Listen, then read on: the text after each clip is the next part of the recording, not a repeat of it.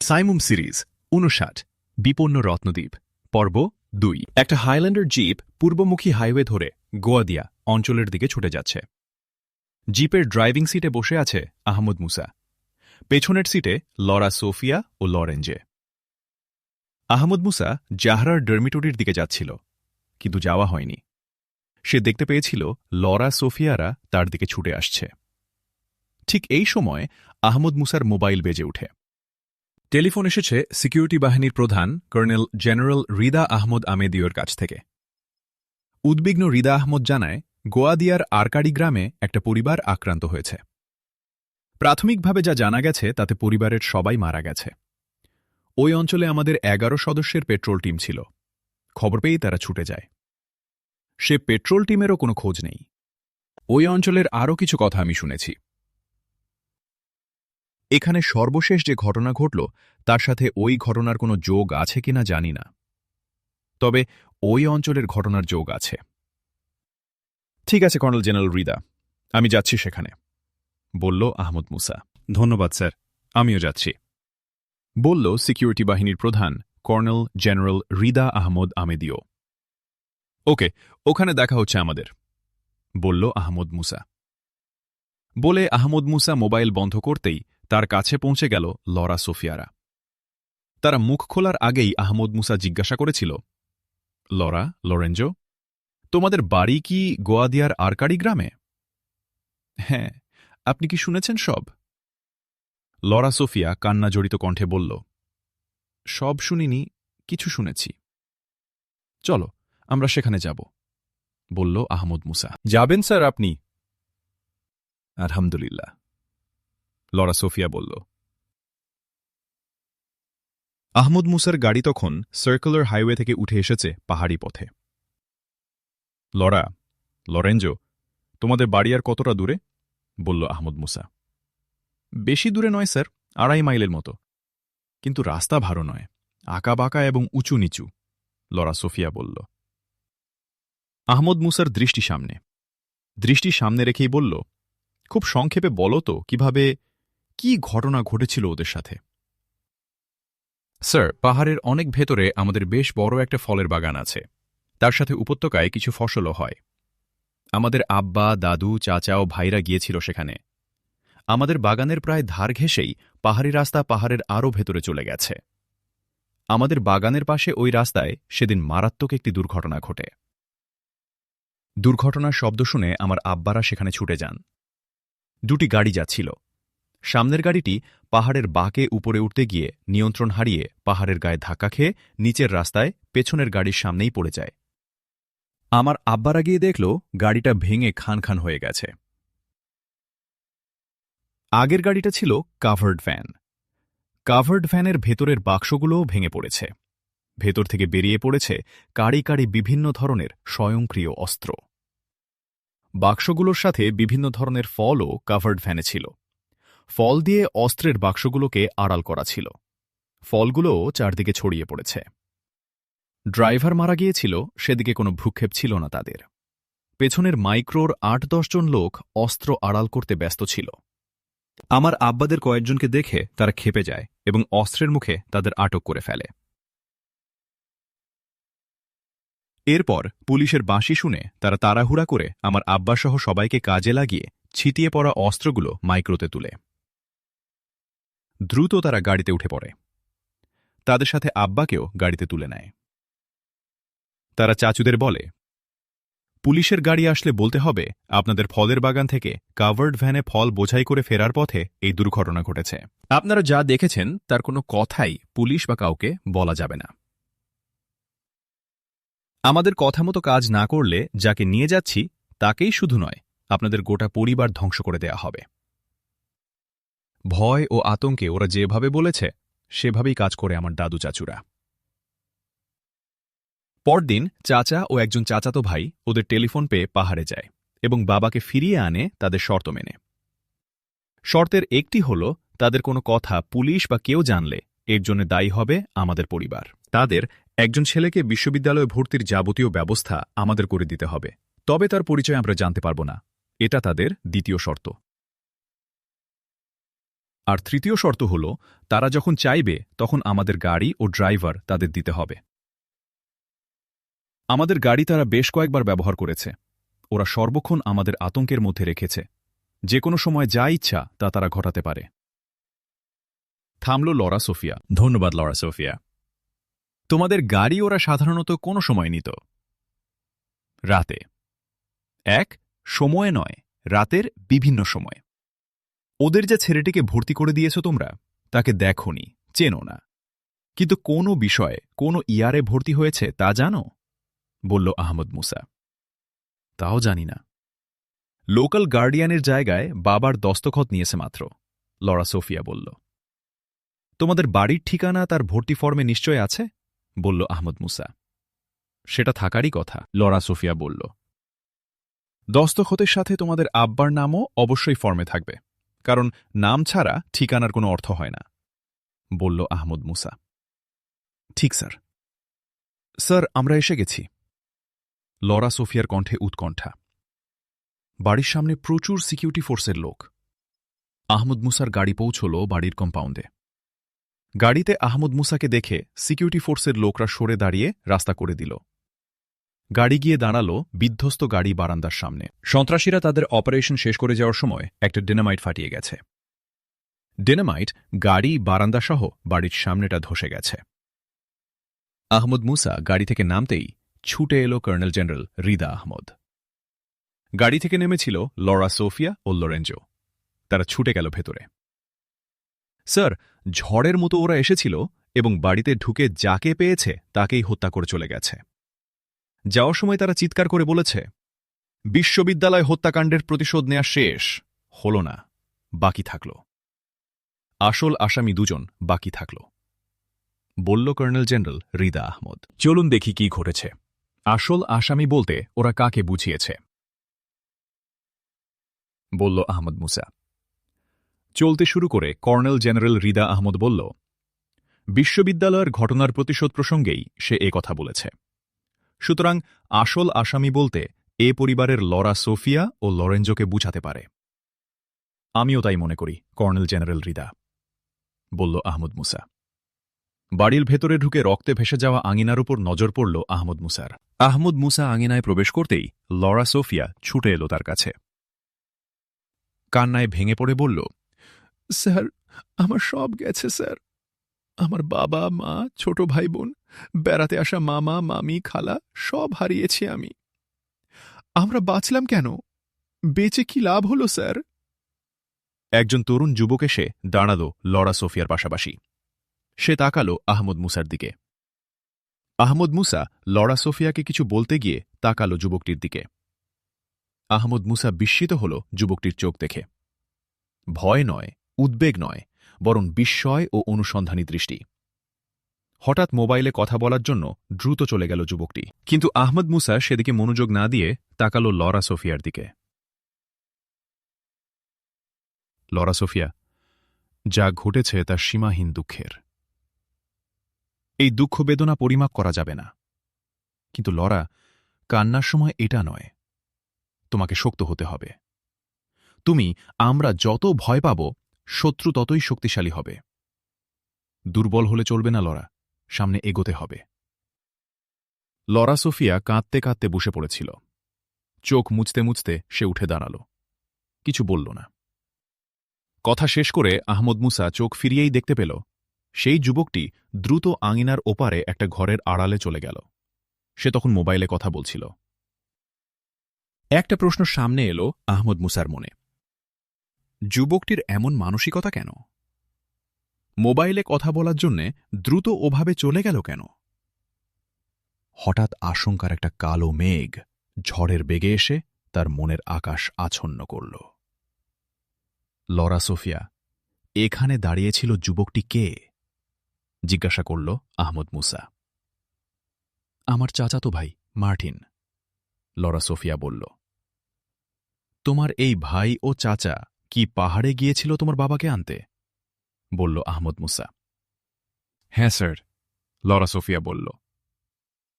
আচ্ছা, আজ তোমরা বিশ্ববিদ্যালয়ে গিয়েছিলে, এ তথ্য ওরা জানল কি করে? বিশ্ববিদ্যালয়ে ওদের ছেলেটার মাধ্যমে? না, পাহাড়ের ওরাই প্রথমে বিষয়টা জানাতে পারে। স্বগত কণ্ঠে বলল আহমদ মুসা। আমাদের মনেও এ প্রশ্ন জেগেছে স্যার, লরা সোফিয়া বলল। আহমদ মুসা লরা সোফিয়াকে কিছু বলতে যাচ্ছিল, তার আগেই কর্নেল জেনারেল রিদা আহমদ এগিয়ে এসে বলল, স্যার, পুলিশের কাজ শেষ, তারা লাশগুলো নিয়ে চলে যাচ্ছে।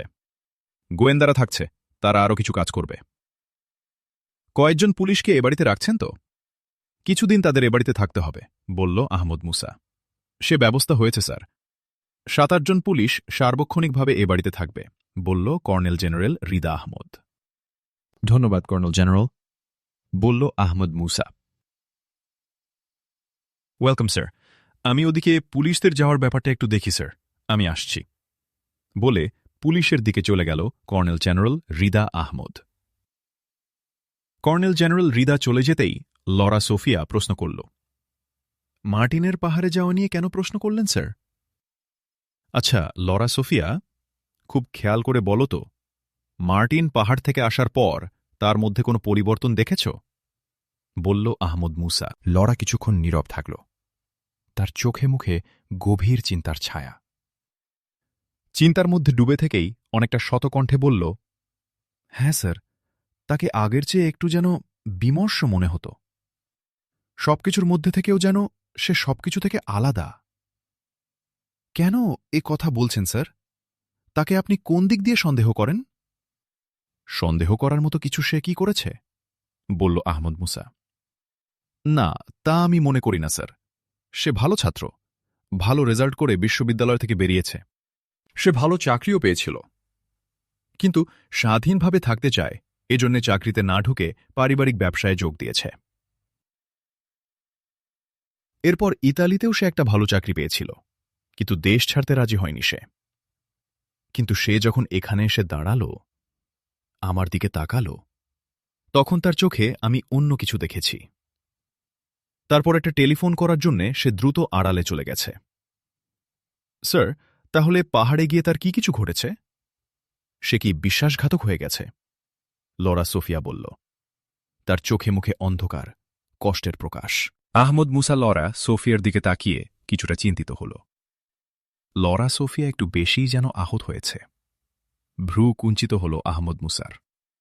আবার মনে মনে খুশিও হল সে, মার্টিনের কাছ থেকে কথা আদায়ে লরা সাহায্য করতে পারে। মানবিক সম্পর্ক অনেক সময় সবচেয়ে বড় হাতিয়ার হয়ে থাকে। এখনই কি তাকে আমরা ডাকতে পারি? বলল আহমদ মুসা। লরা সোফিয়া আহমদ মুসার দিকে তাকাল। ডাকছি স্যার, শুকনো কণ্ঠ তার। ঘুরে দাঁড়িয়ে খুঁজল কাউকে, তারপর নিজেই ছুটল। কয়েক মিনিটের মধ্যেই লরা সোফিয়া মার্টিনকে নিয়ে এসে পড়ল। মার্টিন স্বাভাবিক থাকার চেষ্টা করলেও তার চোখে মুখে এক ধরনের অপরাধের ছায়া স্পষ্ট। আহমদ মুসা তাকিয়েছিল মার্টিনের দিকে, হাসি মাখা তার মুখ। বলল, পাহাড়ে ওদের কাছে টেলিফোন করেছিলে তুমি? ওরা কি বলে গিয়েছিল? ভূত দেখার মতো চমকে উঠল মার্টিন। এক পোঁচ কালি যেন তার গোটা মুখ আচ্ছন্ন করে ফেলেছিল। কোনো কথা বলল না। লরা সোফিয়ার দিকে তাকিয়ে মুখ নিচু করল সে। লরা সোফিয়া বিস্ময়াবিষ্ট স্থির চোখে তাকিয়েছিল মার্টিনের দিকে। তার সামনের জগৎটা যেন ওলটপালট হয়ে গেল। কিন্তু আহমদ মুসা যা বলছেন তা মিথ্যা হবার নয়। আর মার্টিনের অবস্থা ও নীরবতা আহমদ মুসার কথাকেই সত্য প্রমাণ করছে। এক অব্যক্ত যন্ত্রণায় কাতর হয়ে পড়ল তার হৃদয়ে। নীরবতা ভাঙল মার্টিন। আহমদ মুসার দিকে একবার তাকিয়ে মুখ নিচু করল। বলল, আমাকে টেলিফোন করতে বলা হয়েছিল স্যার। শুকনো গলা কাঁপছিল মার্টিনের। কি বলা হয়েছিল? বলল আহমদ মুসা। আপনি যদি আসেন তাহলে সেটা নিশ্চিত হয়ে তাদেরকে সঙ্গে সঙ্গেই যেন জানাই, মার্টিন বলল। প্রবল ভয় ও অনুতাপে দগ্ধ তার চেহারা। নিরাপত্তা বাহিনীর প্রধান কর্নেল জেনারেল রিদা এদিকে আসছিল। আহমদ মুসা তার দিকে চেয়ে বলল, পুলিশরা কি লাশ নিয়ে চলে গেছে? হ্যাঁ স্যার, কর্নেল জেনারেল রিদা বলল। কয়জন পুলিশ আছে? বলল আহমদ মুসা। পুলিশ আছে 4 জন। তাদের রাস্তার লাগোয়া বাড়ির প্রধান গেটে মোতায়েন রাখা হয়েছে, বলল colonel general Rida. Colonel general Rida আমি মনে করছি এ বাড়ি আবার আক্রান্ত হতে যাচ্ছে। আমি এখানে এসেছি, এ খবর শত্রুরা পেয়ে গেছে। আমার এখন মনে হচ্ছে আমাকে এখানে আনার জন্যেই এ ঘটনা ঘটানো হয়েছে। আমাকেই তারা চাচ্ছে, বলল আহমদ মুসা। আমি যেসব পুলিশকে পাঠিয়ে দিলাম স্যার, ওদেরকে কি ফেরাবো? বলল কর্নেল হৃদা, তার কণ্ঠে উদ্বেগ। লরা, সোফিয়া ও মার্টিন দুজনেরই মুখ উদ্বেগ উৎকণ্ঠায় ভরে গেছে। তার সাথে লরা সোফিয়ার হৃদয় দলিত মথিত হচ্ছে প্রবল অপরাধবোধে। লরা সোফিয়া তাকালো মার্টিনের দিকে। মার্টিন মাথা নিচু করল। তার চোখ অশ্রুতে ভরে উঠেছে। আহমদ মুসা কিছু বলতে যাচ্ছিল, কিন্তু বলা হল না। বাড়ির গেটের দিক থেকে একটানা গুলির শব্দ ভেসে এল। উৎকণ্ঠিত কর্নেল জেনারেল হৃদা চিৎকার করে উঠল, ওরা আক্রমণ করেছে স্যার। বলেই বাইরে যাবার জন্য ঘুরে দাঁড়াল কর্নেল জেনারেল হৃদা। ছুটতে যাচ্ছিল সে। কর্নেল জেনারেল হৃদা, বাইরে যাবেন না। গেটের পুলিশরা হয় নিহত হয়েছে, না হয় আত্মসমর্পণ করেছে। নিশ্চয় ওরা ভেতরে ছুটে আসছে। মুহূর্তের জন্য থেমেই নির্দেশের স্বরে শক্ত কণ্ঠে আহমদ মুসা বলল, মিস্টার কর্নেল জেনারেল হৃদা, এই মুহূর্তে আপনি লরাদের নিয়ে দক্ষিণের বারান্দায় কোনো কিছুর আড়াল নিন। সুযোগের সদ্ব্যবহার করবেন। কর্নেল জেনারেল হৃদা কিছু বলতে যাচ্ছিল। আহমদ মুসা শান্ত কিন্তু শক্ত কণ্ঠে বলল, মিস্টার প্রেসিডেন্টের প্রতিনিধি হিসাবে আমি আপনাকে নির্দেশ করছি, আপনারা যান। সরি স্যার, বলে ঘুরে দাঁড়াতে যাচ্ছিল কর্নেল জেনারেল হৃদা। লরা সোফিয়ারাও। সেই সময় গুলি করতে করতে ভেতরের আঙিনায় প্রবেশ করল সন্ত্রাসীরা। আহমদ মুসা একবার সেদিকে তাকিয়ে ছুটে গিয়ে দু হাত উপরে তুলে সবার সামনে দাঁড়িয়ে চিৎকার করে বলল, আমি আহমদ মুসা, আমাকেই হত্যা বা ধরে নিয়ে যেতে তোমরা এসেছ। আমি তোমাদের সামনে হাজির। শিশু, নারী, বৃদ্ধ ও নির্দোষ যারা এই আঙিনায় রয়েছে, তোমরা তাদের যেতে দাও। গুলি থেমে গেল, কিন্তু ওদের স্টেনগানগুলো টার্গেট থেকে নামল না। সন্ত্রাসীদের একজন চিৎকার করে বলল, হ্যাঁ, আমরা তোমাকে চাই, অন্য সবাই যেতে পারে। একটু থামল লোকটি। এই লোকটিই তাহলে ওদের কমান্ডার, ভাবল আহমদ মুসা। কমান্ডার লোকটি আবার সাথীদের লক্ষ্য করে বলল, সামনে আগাও, বেঁধে তুলে নাও আহমদ মুসাকে। আবার একটু থেমে আহমদ মুসাকে লক্ষ্য করে বলল, তোমাকে দেখার সাথে সাথেই মেরে ফেলতাম, কিন্তু তোমাকে জীবন্ত দেখলে বস খুশি হবেন। তোমাকে হত্যার গৌরব তাদেরই প্রাপ্য। ওরা ১০-১২ জনের মতো সন্ত্রাসী স্ট্যানগান উঁচিয়ে সার বেঁধে এগিয়ে আসছিল কমব্যাট আর্মির মতো। কমান্ডার লোকটি সে কমব্যাট কলামের মাঝখানে তার হাতে লেটেস্ট মডেলের ভয়ঙ্কর হ্যান্ড মেশিন গান। একটু থেমে কমান্ডার লোকটি হো হো করে হেসে উঠল। বলল, আমি শুনেছি তুমি আমাদের অনেক লোক মেরেছ। তোমার জম এবার এসেছে, মরতে হবে তোমাকে। মিস্টার কমান্ডার, তোমার উপর নির্দেশ ছিল দেখামাত্র আমাকে হত্যা করার। তা পারোনি, আর পারবে না। পেছনে দেখো। হাসি মেশানো মুখে খুব হালকা স্বাভাবিক কণ্ঠে বলল আহমদ মুসা। কণ্ঠটা এতটাই নিশ্চিন্ত ও স্বাভাবিক ছিল যে কেউই ভাববে সব শেষ, আহমদ মুসা জিতে গেছে। সন্ত্রাসীদের কমান্ডার সহ সবাই যেন অমোঘ নির্দেশে পেছনে তাকাল। ওদের হ্যান্ড মেশিনগানগুলো নড়ে গেল, টার্গেট থেকে সরে গেল। আহমদ মুসার হাত বিদ্যুৎ গতিতে শোল্ডার হোলস্টার থেকে মেশিন রিভলভার M16 বের করল। গুলিবর্ষণ শুরু করল। ওরা পেছন দিকে তাকিয়েই বুঝে গিয়েছিল তারা ফাঁদে পড়েছে। সঙ্গে সঙ্গে ঘুরে দাঁড়াল। টার্গেটের দিকে হ্যান্ড মেশিন গানের ব্যারেল ঘুরিয়ে নিতে লাগল। এই দুই কাজ করতে যে সামান্য সময় লাগল, ঠিক সেই সময়ই আহমদ মুসার M16 গুলিবৃষ্টি ওদের ঘিরে ধরল। কিন্তু ওদের কমান্ডার তারা ফাঁদে পড়েছে এটা বুঝার সাথে সাথে শুয়ে পড়েছিল। শুয়ে পড়েই সে তার হ্যান্ড মেশিনগান ঘুরিয়ে নিয়ে আহমদ মুসাকে লক্ষ্য করে গুলি করেছিল। কমান্ডার যে শুয়ে পড়েছে সেটা আহমদ মুসারও নজর এড়ায়নি, কিন্তু তার মেশিন রিভলভারের ব্যারেল ঘুরিয়ে তার দিকে নেওয়ার আগেই গুলি করেছে ওদের কমান্ডার। শেষ মুহূর্তে আহমদ মুসা শুয়ে পড়েছিল। দাঁড়ানো অবস্থায় তার দিকে ছোড়া প্রথম এক পশলা গুলি শুয়ে পড়া আহমদ মুসার অনেকখানি পাশ দিয়ে চলে গেল। শুয়ে পড়ার সময় আহমদ মুসা তার M16-এর ব্যারেল ঘুরিয়ে নিয়েছিল। যে সুযোগটুকু সে পেয়েছিল তাকে কাজে লাগাল। তার M16 থেকে গুলির আগ বেরিয়ে গেল কমান্ডারকে লক্ষ্য করে। কিন্তু আহমদ মুসা দেখতে পেল কমান্ডার লোকটি লাশের মধ্যে শুয়ে আছে। তার দিক থেকেও গুলি আসছে। আহমদ মুসা তার গুলির ফল বুঝতে পারল না। আহমদ মুসা গুলি বন্ধ রেখে গড়িয়ে দ্রুত পশ্চিম উত্তর দিকে লাশের সারির বাঁ দিকের প্রান্তে এগিয়ে চলল।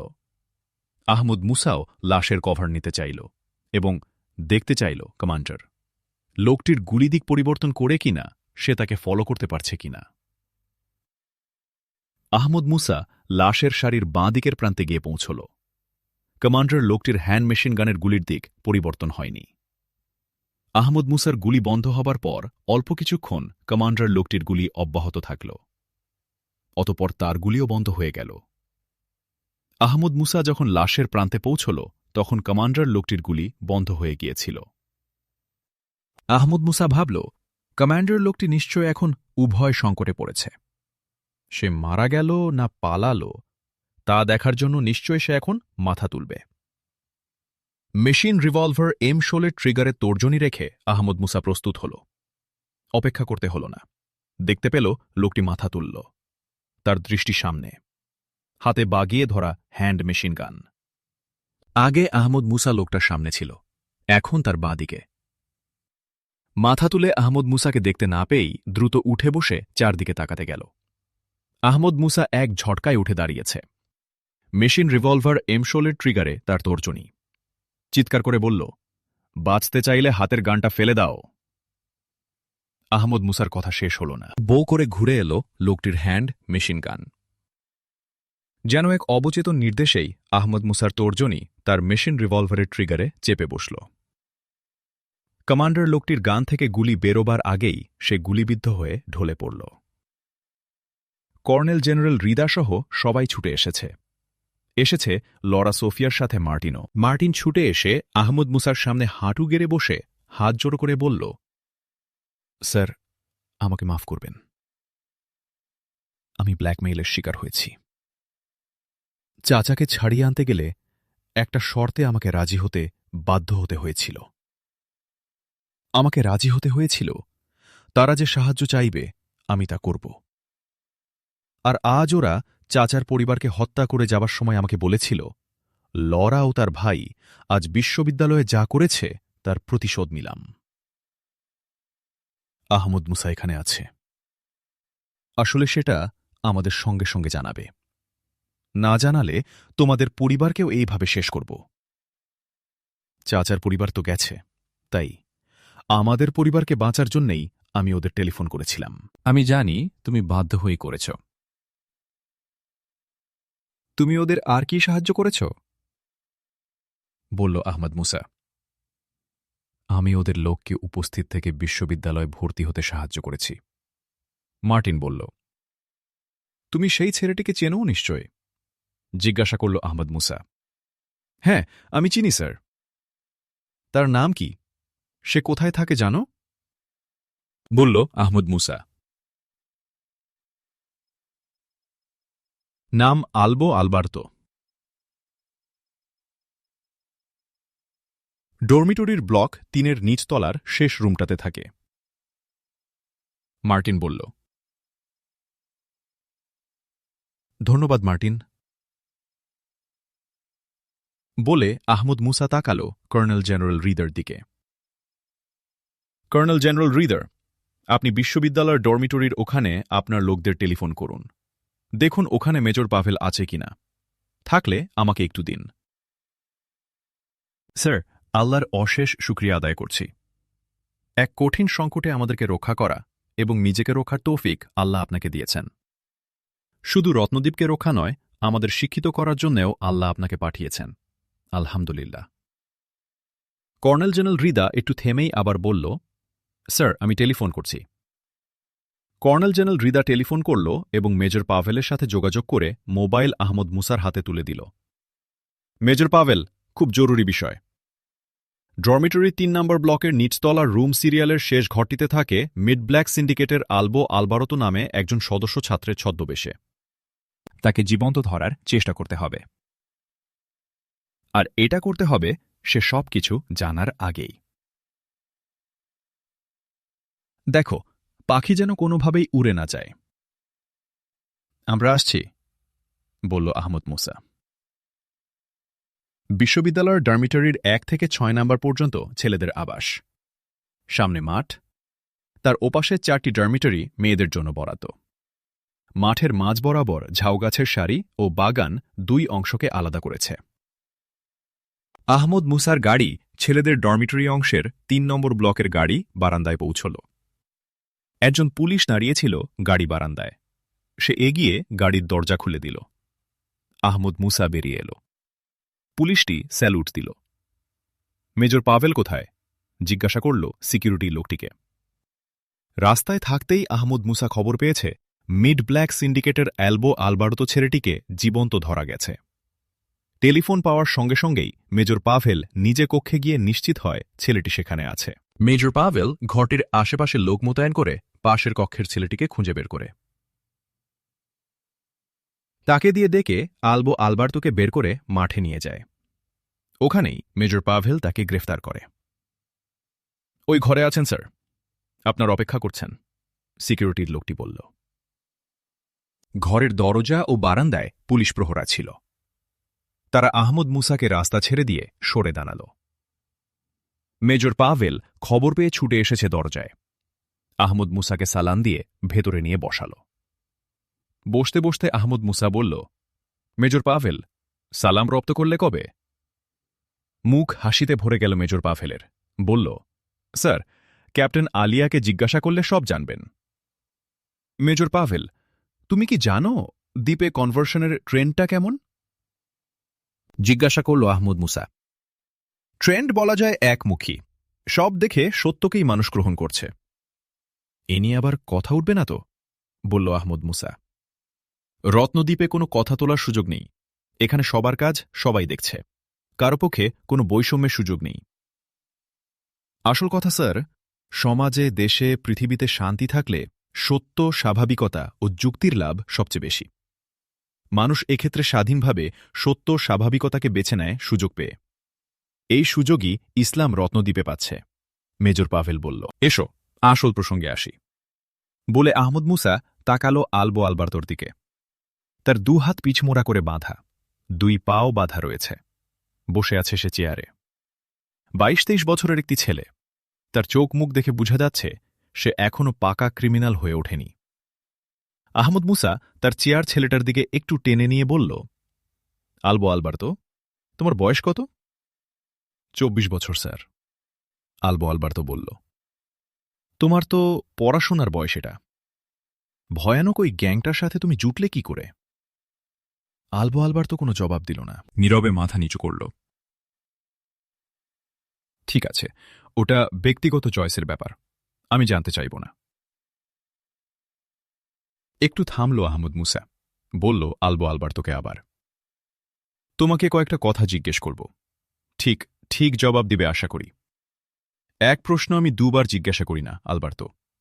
শান্ত কিন্তু শক্ত কণ্ঠ আহমদ মুসার। আলবো আলবার্তো মুখ তুলে তাকালো আহমদ মুসার দিকে। কিছু বলল না সে। মিড ব্ল্যাক সিন্ডিকেটের হেডকোয়ার্টার কোথায় আলবো আলবার্তো? আলবার্তো নীরবে মুখ তুলল, ভাবলেশহীন মুখ। কোনো জবাব দিল না। শক্ত হয়ে উঠল আহমদ মুসার মুখ।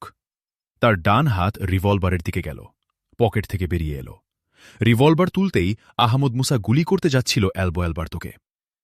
আলবো আলবার্তো ২ হাত জোর করে বলল, বলছি স্যার। আহমদ মুসা রিভলভার নামিয়ে নিল। স্যার, ওদের হেডকোয়ার্টার সিসিলি দ্বীপের ক্যাটলিয়া শহরে। আলবো আলবার্তো বলল। ওদের হেডকোয়ার্টার বললে? তোমার হেডকোয়ার্টার নয় ওটা, বলল আহমদ মুসা। প্রশ্ন শুনে ছেলেটি মুখ নামিয়ে নিল। কয়েক মুহূর্ত নীরব থেকে বলল, স্যার, আমি ক্যাটলিয়া বিশ্ববিদ্যালয়ের ছাত্র। আমরা ২ ভাই বোন, পিতা নেই, সিঙ্গল মায়ের সন্তান আমরা। মা এখন শহরে অন্যের ঘর করেন। অসচ্ছলতার মধ্যে দিয়ে জীবন চলে আসছে। পেশায় একজন নাবিক একদিন আমাকে বলল, আমি যদি তাদের এনজিও এর সাথে কাজ করতে রাজি হই এবং রত্নদ্বীপের বিশ্ববিদ্যালয়ে পড়তে আপত্তি না থাকে, তাহলে আমি ভালো বেতন পাব। এ প্রস্তাবে রাজি হয়ে অল্প কিছুদিন আগে রত্নদ্বীপে আসি। আমি পড়ার বাইরে ওরা যে কাজ দিচ্ছে সেই কাজ আমি করছি। আমি ওদের দলের কেউ নই। ওরা কি কাজ তোমাকে দিচ্ছে? বলল আহমদ মুসা। প্রথমে আমাকে বিশ্ববিদ্যালয়ের নাম করা ও সক্রিয় ছাত্রছাত্রীদের তালিকা তৈরি করতে বলা হয়, বিশেষ করে মুসলিম, খ্রিস্টান ও ইহুদি রাজনীতিক ও নেতাদের ছেলে মেয়েদের ছবিসহ তালিকা। এর সাথে বলা হয় গুরুত্বপূর্ণ সব মসজিদ, গির্জা ও সিনাগোগের নাম এবং অবস্থানের তালিকা তৈরি করতে। তার পরের কাজ ছিল মুসলিম, খ্রিস্টান ও ইহুদিদের প্রধান উৎসবের স্থানের নাম জোগাড় করা। এখন আমার কাজ হল বিশ্ববিদ্যালয়ের ছেলেমেয়েদের কারা আহমদ মুসা ও নিরাপত্তা বাহিনীর লোকদের সাথে কথা বলে তাদের নাম ওদেরকে দেয়া এবং আহমদ মুসা ও নিরাপত্তা বাহিনীর যে খবরই পাওয়া যাক তা তাদের সঙ্গে সঙ্গে জানানো। আরেকটা দায়িত্ব আমাকে খুব সম্প্রতি দেয়া হয়েছে। আমাকে বিশ্ববিদ্যালয়ের সামরিক বিভাগে ভর্তি করা হবে এবং নিরাপত্তা বাহিনীর বর্তমান অফিসারদের নাম, পদবি, ঠিকানা ও ছবিসহ তালিকা তাদের খুব তাড়াতাড়ি জানাতে হবে। আলবো আলবার্তো বলল। ধন্যবাদ আলবো আলবার্তো। আচ্ছা বলো তো, পূর্বের পাহাড়ে ওদের গোয়াদিয়া অঞ্চলের ঘাঁটিতে তুমি কতদিন ছিলে? আলবো আলবার্তো আহমদ মুসার দিকে তাকিয়েছিল। তার চোখে মুখে একটা দ্বিধাগ্রস্ততা, কিন্তু তা মুহূর্তের জন্যে। তারপরেই সে বলল, ৩-৪ সপ্তাহ ছিলাম স্যার। ঘাঁটিটার লোকেশন নিশ্চয়ই তুমি বলতে পারবে? বলল আহমদ মুসা। আলবো আলবার্তো তাকালো আহমদ মুসার দিকে। বলল, আমার এই ঘটনা নিশ্চয় ওদের কানে যাবে এবং আমাকে ওরা অবশ্যই বাঁচতে দেবে না। তবু যা জানি সব আমি বলবো। ওদের পক্ষে কাজ করতে আমি চেয়েছিলাম, কিন্তু ওদের হত্যা ধ্বংসের সাথী হতে আমি চাইনি। একটু থামল আলবো আলবার্তো। কথা শুরু করল আবার। স্যার, কয়েকদিন আগে গোয়াদিয়ার পাহাড়ি সড়কে যে ঘটনা ঘটে গেল তা থেকে 2 বাঁক, অর্থাৎ 2টা শৃঙ্গ পেরিয়ে তৃতীয় বাঁকে আরেকটা শৃঙ্গ পাওয়া যাবে। গোয়াদিয়া পাহাড় অঞ্চলের সবচেয়ে বড় শৃঙ্গ এটা। এই শৃঙ্গের একটা বড় বৈশিষ্ট্য হল শৃঙ্গটি যেন সমভূমির উপর দাঁড়িয়ে আছে। শৃঙ্গটির পশ্চিম পাশ দিয়ে প্রবেশ করে উত্তরে এগোতে হবে। 400-500 গজ এগোলে মুখোমুখি আরেকটি ছোট শৃঙ্গ পাওয়া যাবে। সে শৃঙ্গের দক্ষিণ পাশ দিয়ে পশ্চিমে কিছুটা এগিয়ে একটা সংক্ষিপ্ত ঢাল দিয়ে একটা উপত্যকায় নামা যায়। বৃক্ষাচ্ছাদিত ছায়াঘেরা সেই উপত্যকাতেই ওদের ঘাঁটি। ধন্যবাদ আলবো আলবার্তো। ওদের এই ঘাঁটিতে সাধারণত কত লোক থাকে? বলল আহমদ মুসা। স্থায়ীভাবে কেউ থাকে না, কেউ আসে কেউ যায়, তবে গড়ে 10-15 জন লোক থাকেই, আলবো আলবার্তো বলল। আরেকটা বিষয়, গ্যাংয়ের লোকরা কি সিসিলির? বলল আহমদ মুসা। না স্যার, বরং সিসিলির লোক সবচেয়ে কম। স্পেন, ইতালি, মাল্টা, ক্রিত, গ্রিস প্রভৃতি ইউরোপীয় অনেক দেশেরই লোক দেখেছি। আমার মনে হয়েছে স্যার, এরা সবাই নাবিক শ্রেণীর জলদস্যু ধরনের লোক। যেমন ওরা আগে জাহাজ লুট করত, এখন তেমনি লুট করতে এসেছে একটা দেশ।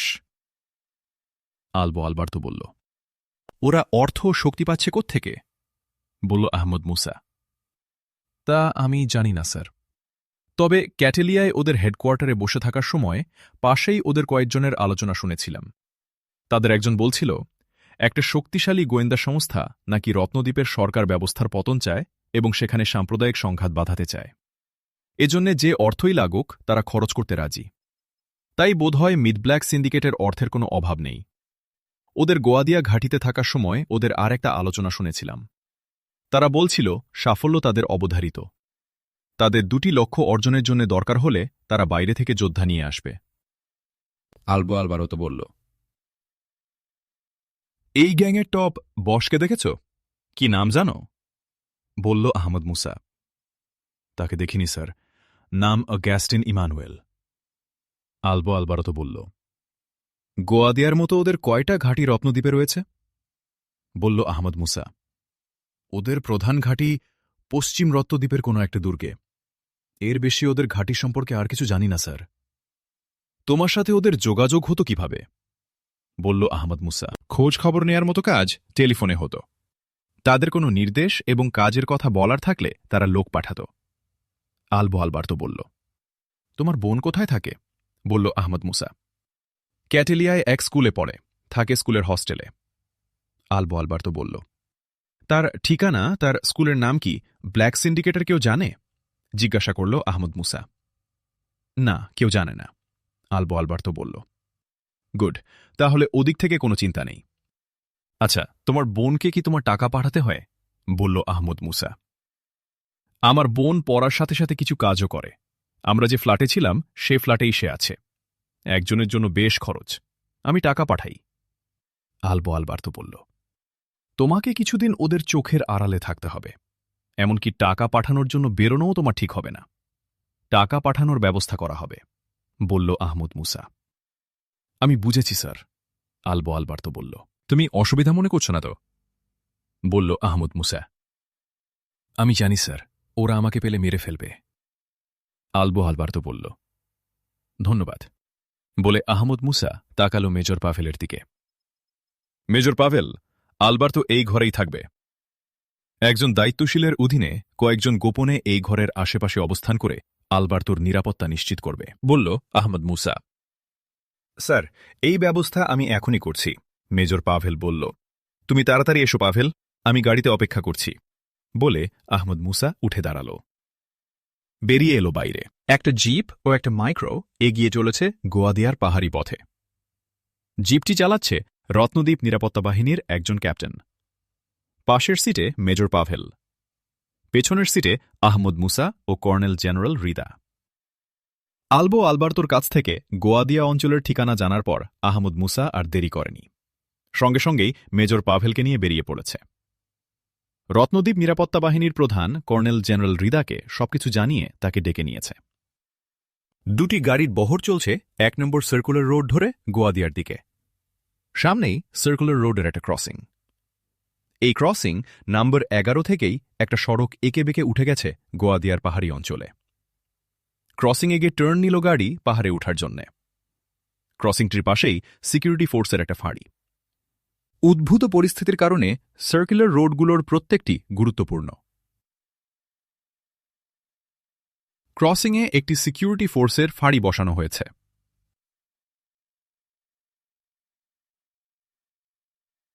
ক্রসিংয়ের পূর্ব পাশে একটা গাড়ি দাঁড় করানো দেখতে পেল আহমদ মুসা।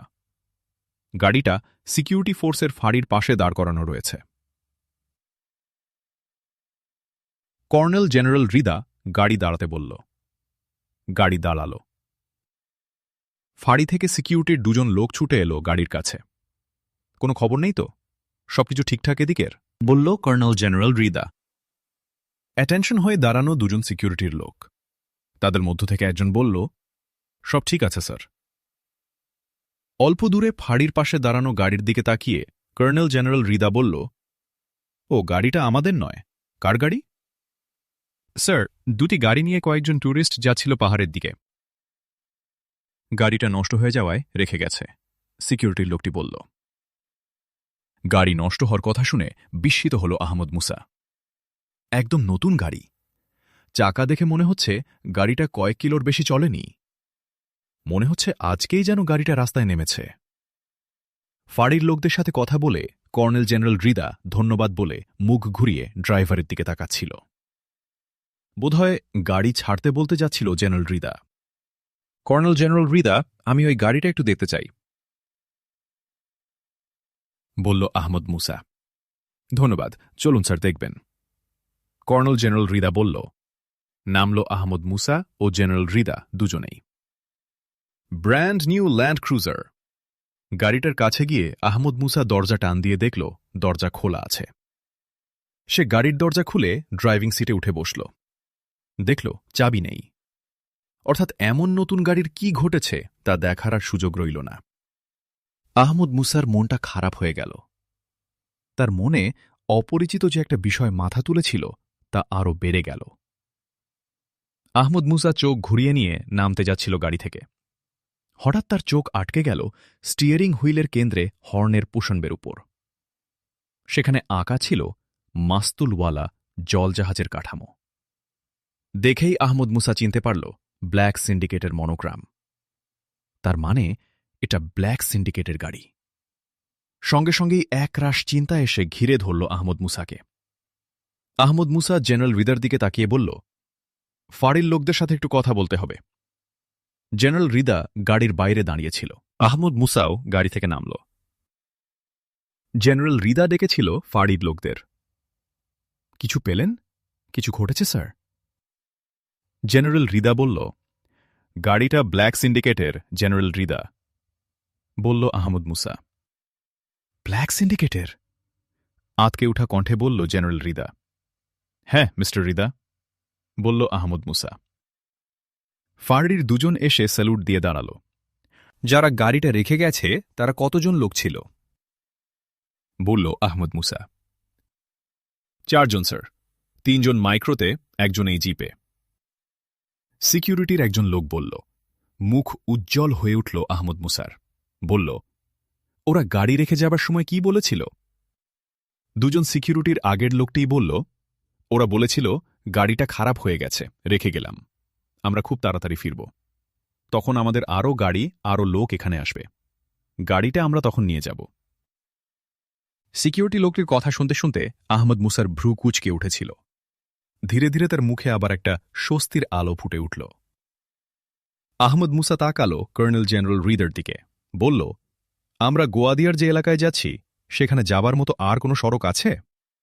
স্যার, আমরা সার্কুলার রোড থেকে যেখানে দক্ষিণ দিকে টার্ন নিলাম তার একটু দক্ষিণ থেকে একটা সড়ক পাহাড়ের পথে এঁকে বেঁকে গোয়াদিয়ার ওই এলাকায় গিয়ে আমাদের এই সড়কের কাছাকাছি শেষ হয়েছে। সড়কটি খুবই আঁকাবাঁকা, দুর্গম এবং অনেক বেশি সময় লাগে। এছাড়া গোয়াদিয়া অঞ্চলে যাবার আর পথ নেই স্যার, জেনারেল রিদা বলল। আমরা গোয়াদিয়ার যেখানে যাচ্ছি সেখান থেকে কি আমরা ওই পথে বেরোতে পারি না জেনারেল রিদা? জি স্যার, বেরোনো যায়। ওদের ঘাঁটি যে উপত্যকায়, সে উপত্যকার দক্ষিণ ও উত্তর প্রান্তে গিয়ে 2টি সড়কই শেষ হয়েছে। উপত্যকার লোকরা 2টি সড়কই ব্যবহার করতে পারে, কর্নেল জেনারেল রিদা বলল। কথা বলল না আহমদ মুসার সঙ্গে সঙ্গেই। তার চোখে মুখে চিন্তার প্রকাশ। আহমদ মুসা একটু ঘুরে দাঁড়িয়ে ফাঁড়ির 2 নিরাপত্তা কর্মীর দিকে তাকিয়ে বলল, ওরা গাড়ি রেখে কতক্ষণ আগে গেছে? ঘণ্টাখানেক হবে স্যার। 2 কর্মীর একজন বলল। আহমদ মুসা তাকালো জেনারেল রিদার দিকে, বলল, মিস্টার রিদা, আমি বলেছি এই গাড়িটা ব্ল্যাক সিন্ডিকেটের। গাড়ির স্টিয়ারিং হুইলের হর্ননবে ব্ল্যাক সিন্ডিকেটের মনোগ্রাম রয়েছে। গাড়িটা ওরা পরিকল্পনা করেই এখানে রেখে গেছে আমাদের বিভ্রান্ত করার জন্যে। বিভ্রান্ত করার কথা কেন বলছেন স্যার? কি করতে চায় ওরা? বলল জেনারেল রিদা। কেন বলছি তা জানার আগে শুনুন, সার্কুলার রোডের ওদিক থেকে দ্বিতীয় যে রাস্তাটি গোয়াদিয়ায় ঢুকেছে, এখনই আমাদেরকে সে রাস্তা দিয়ে গোয়াদিয়ায় ওদের ঘাঁটির দিকে যেতে হবে। আমার অনুমান সত্য হলে ওরা ওই রাস্তা দিয়ে পালাবার চেষ্টা করছে। ওদের ঘাঁটির লোকেশন আমাদের কাছে ধরা পড়ে গেছে, এটা ওরা জানতে পেরেছে, বলল আহমদ মুসা। বিস্ময় ফুটে উঠল জেনারেল রিদার চোখে মুখে। বলল, আপনারাই তো জানলেন কিছুক্ষণ আগে। মাত্র কয়েক মিনিট লেগেছে ওখান থেকে এখানে আসতে, এর মধ্যে ওরা জানতে পারল কেমন করে? বিশ্ববিদ্যালয়ে পড়ুয়া ওদের ছেলেটি যে আমাদের হাতে ধরা পড়েছে সেটা ওরা জানতে পেরেছে সাথে সাথেই। নিশ্চয় ওখানে ওদের লোক আছে। ছেলেটা গোয়াদিয়ায় ওদের ঘাঁটির লোকেশন জানে। ছেলেটার কাছ থেকে আমরা তা জানতে পেরেছি, সেটা গোয়াদিয়ার দিকে আমাদের সদল বলে রওনা হওয়া থেকেই ওরা বুঝতে পেরেছে, বলল আহমদ মুসা। ওরা ওই পথে পালাবে এটা নিশ্চিত হওয়া গেল কি করে স্যার? জেনারেল রিদা বলল। গাড়িটা এখানে রেখে ওরা এ পথে আসবে এ কথা জানান দেয়া থেকেই এটা প্রমাণিত হয়। আমি নিশ্চিত গাড়িটা খারাপ হয়নি, বলল আহমদ মুসা। এটা তো স্যার আমরা পরীক্ষা করে দেখিনি, বলল জেনারেল রিদা। তার চোখে মুখে ঔৎসুক্য। সত্যিই খারাপ হলে ওরা এভাবে গাড়িটা রেখে যেত না। গাড়িটা আমরা যাতে পরীক্ষা করতে না পারি এজন্যেই তারা গাড়ি লক করে গেছে, বলল আহমদ মুসা। আলহামদুলিল্লাহ, ধন্যবাদ স্যার। আপনি এত দ্রুত এত চুলচেরা বিশ্লেষণ করেন স্যার। গাড়ি খারাপ হওয়ার কারণে রেখে যাওয়াকে আমি স্বাভাবিক একটা ঘটনা বলেই মনে করেছি। আপনার মনে সন্দেহ এলো কি করে স্যার? জেনারেল রিদা বলল। এমন একটা ব্র্যান্ড নিউ গাড়ি খারাপ হওয়া এবং তা রেখে যাওয়ার কথায় আমার মনে বিস্ময়ের সৃষ্টি হয়েছিল। তারপর একটি মাইক্রো ও একটা জিপ মিলে 4 জন আরোহীর কথা শুনে আমার বিস্ময়টা সন্দেহে পরিণত হয়েছিল। সংখ্যায় তারা এক গাড়ির লোকও নয়, অথচ সাথে 2টি গাড়ি কেন? এই গাড়িটা আনা হয়েছিল এখানে রেখে যাওয়ার জন্যে, বলল আহমদ মুসা। আমরা এই পথে অভিযানে যাব, তারা ওই পথে পালাতে পারে, এ বিষয়টা তাদের কাছে পরিষ্কার হবার পর তারা আবার এই আয়োজন করল কেন? জিজ্ঞাসা করল জেনারেল রিদা। তারা সম্ভবত আমাদেরকে কিছুটা সময় বা পুরোটা সময় এখানে আটকে রেখে পালানোর জন্য সময় বের করতে চাচ্ছিল। অন্যদিকে ওই পথে তারা পালাতে পারে, এই চিন্তা আমাদের মন থেকে দূরে রাখতে চাচ্ছিল, বলল আহমদ মুসা। কথা শেষ করেই আহমদ মুসা জেনারেল রিদাকে বলল, গাড়ি ঘুরিয়ে নিতে বলুন। সাথে সাথে গাড়ি দুটি ঘুরে গেল। আহমদ মুসা এবার গিয়ে জিপের ড্রাইভিং সিটে উঠল। তার পাশে কর্নেল জেনারেল রিদা, পেছনের সিটে মেজর পাভেল এবং ক্যাপ্টেন। দুটি গাড়ি তীব্র বেগে এগিয়ে চলল 1 নম্বর সার্কুলার রোড ধরে। এই সার্কুলার রোড থেকে গোয়াদিয়ার পাহাড় অঞ্চলে উঠে যাওয়া দ্বিতীয় সড়কটি দিয়ে তারা গোয়াদিয়ায় উঠবে ওদের মুখোমুখি হওয়ার জন্যে। আহমদ মুসা একসময় হাতঘড়ির দিকে তাকিয়ে বলল, ওরা এই সময়ের মধ্যে দ্বিতীয় সড়কটি দিয়ে গোয়াদিয়ার অর্ধেকের বেশি পথ নেমে আসার কথা। আপনার কি মনে হয় মিস্টার রিদা? বলল আহমদ মুসা। তা হবে স্যার, ওই সড়কের উপরের দিকটা ড্রাইভিংয়ের জন্য ভালো নয়, শেষ দিকের অংশটাই এবড়ো থেবড়ো ও আঁকা বাঁকা বেশি, জেনারেল রিদা বলল। ফাঁকা রাস্তা, ঝড়ের বেগে চলছিল আহমদ মুসার জিপ। সড়কটি আর বেশি দূরে নয় স্যার, সামনে রাস্তার ডান পাশে যে বড় টিলা দেখা যাচ্ছে তার ওপাশ দিয়ে দ্বিতীয় সড়কটি উঠে গেছে গোয়াদিয়ায়, জেনারেল রিদা বলল। আহমদ মুসা চিন্তা করছিল, বলল, মিস্টার রিদা, আমরা শত্রুর জন্যে এই টিলার আড়ালে অপেক্ষা করতে পারি। আমরা জিপ নিয়ে এখানে দাঁড়াব, আর মাইক্রো যাবে আর একটু নিচে, মেজর পাভেলের নেতৃত্বে। সন্ত্রাসীদের যারা ওই দিক থেকে পালাতে চেষ্টা করবে তাদের ওরা আটকাবে। টিলার কাছাকাছি গিয়ে আহমদ মুসা গাড়ি স্পিড কমিয়ে দিল, তাকালো পেছন দিকে মাইক্রোকে নির্দেশ দেওয়ার জন্যে। ঠিক এই সময় টিলার কিছুটা পূর্ব দিকে একটা গাড়ি স্টার্ট নেওয়ার শব্দ হল। উৎকর্ণ হল আহমদ মুসা। পাশে রাখা M16 একবার ডান হাতে রাখল। গাড়ি সামনে এগিয়ে চলছিল। টিলার ওপাশে পাহাড় থেকে নেমে আসা সড়কটির মুখ বেশি দূরে নয়। সড়কটির মুখ থেকে একটা গাড়ি সার্কুলার রোডে এসে পড়ল। সেই সাথেই গাড়িটা থেকে নারী কণ্ঠের একটা বাঁচাও বাঁচাও চিৎকার কানে এলো আহমদ মুসার। একটাই গাড়ি, কোনো গাড়ি আর তার পেছনে এলো না। গাড়িটা ছুপছে, নারী কণ্ঠের চিৎকার চলছেই। ভ্রু কুঞ্চিত হয়েছে আহমদ মুসার। গাড়িটা সার্কুলার রোডে পড়ার মুহূর্ত থেকে নারী কণ্ঠের চিৎকার শুরু হলো কেন? নিশ্চয় এই গাড়িটারই স্টার্ট নেওয়ার শব্দ সে শুনেছে, কিন্তু নারী কণ্ঠের এই চিৎকার আগেই উঠেনি কেন? আহমদ মুসার ঠোঁটে একটা বোদ্ধার হাসি ফুটে উঠল। আহমদ মুসা তাকালো কর্নেল জেনারেল রিডার দিকে, বলল, মিস্টার রিডার, আমি ওই গাড়িটাকে ফলো করতে চাই। আপনি মেজর পাভেল ও ক্যাপ্টেনকে নিয়ে নেমে পড়ুন। মাইক্রোর নিরাপত্তা কর্মীদের নিয়ে আপনারা এই টিলার আড়ালে ওদের জন্য অপেক্ষা করুন। হয় ওদের আটকাতে হবে, না হয় ওদের ফলো করতে হবে। আমি আসছি। আহমদ মুসা গাড়ি থামিয়ে দিয়েছিল। আসুন স্যার, ধন্যবাদ, বলে গাড়ি থেকে নেমে পড়ল জেনারেল রিদা। তার সাথে সাথে নামল মেজর পাভেল ও ক্যাপ্টেন ছেলেটি। আসছি, আল্লাহ হাফেজ, বলে আহমদ মুসা গাড়ি স্টার্ট দিল। ছুটে চলল আহমদ মুসার গাড়ি। সামনের গাড়িটা তখনও আহমদ মুসার চোখের আড়াল হয়নি। আহমদ মুসা গাড়ি স্পিড আরও বাড়িয়ে দিল। গাড়ির স্পিড তখন 120 কিলোমিটার ছাড়িয়েছে। এই রাস্তার জন্য এই স্পিড বিপজ্জনক। রোডটা সার্কুলার হাইওয়ে হলেও বেশ উঁচু নিচু এবং অনেকখানি আঁকাবাঁকা। সামনের গাড়িটাও স্পিড বাড়িয়ে দিয়েছিল। 3-4 কিলোমিটার চলার পর সার্কুলার রোডটা আরও খারাপ। আহমদ মুসার গাড়ি সামনের গাড়িটার কাছাকাছি পৌঁছে গেছে। গাড়িটা মরিয়া হয়ে স্পিড বাড়িয়ে দিল। মাত্র 2-3 মিনিট চলার পর ছোট্ট একটা বাঁক নিতে গিয়ে অ্যাক্সিডেন্ট করল গাড়িটা। তীব্র গতির গাড়িটা খেলনার মতো কয়েকবার ওলটপালট খেয়ে ছিটকে গিয়ে ধাক্কা খেল ছোট একটা পাথুরে টিলার সাথে। আহমদ মুসার গাড়ি দাঁড়িয়ে পড়েছে। দ্রুত নামল আহমদ মুসা গাড়ি থেকে, ছুটল সে দুর্ঘটনায় পড়া গাড়ির দিকে। গাড়িটা চিড়ে চ্যাপ্টা হয়ে গেছে। সামনের দিকে একটা দরজা ভেঙে খুলে গেছে গাড়িটা। ড্রাইভিং সিটের পাশের দরজাটা ভিতরে ঢুকে গেছে। আহমদ মুসা উঁকি দিয়ে দেখল ড্রাইভার লোকটি স্টিয়ারিং হুইলের উপর মুখ থুবড়ে পড়ে আছে। ভেতরে ঢুকে পড়া দরজা তার উপর চেপে বসে আছে।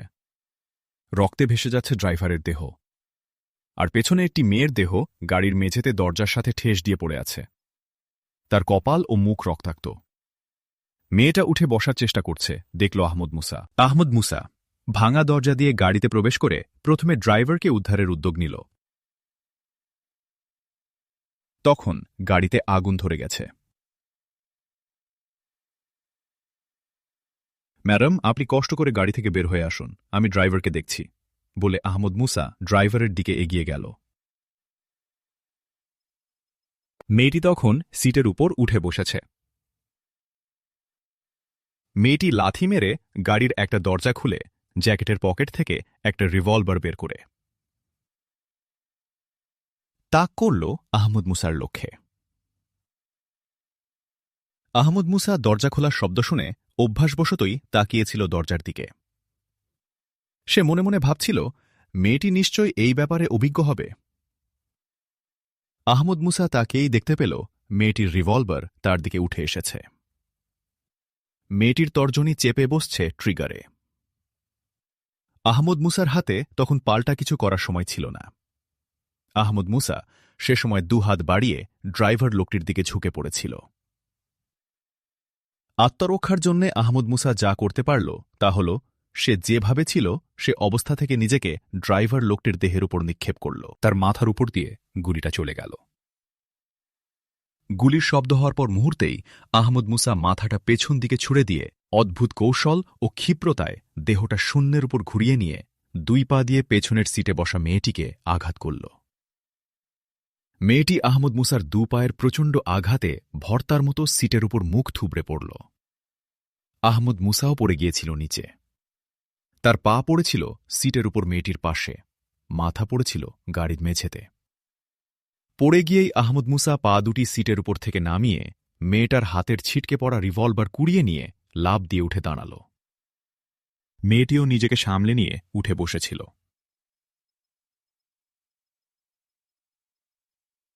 আহমদ মুসা রিভলভার দিয়ে বাইরের দিকে ইশারা করে বলল, গাড়ি থেকে বেরিয়ে যান এখনই। মেয়েটি আহমদ মুসা রিভলভারের দিকে একবার তাকিয়ে দ্রুত নেমে গেল গাড়ি থেকে।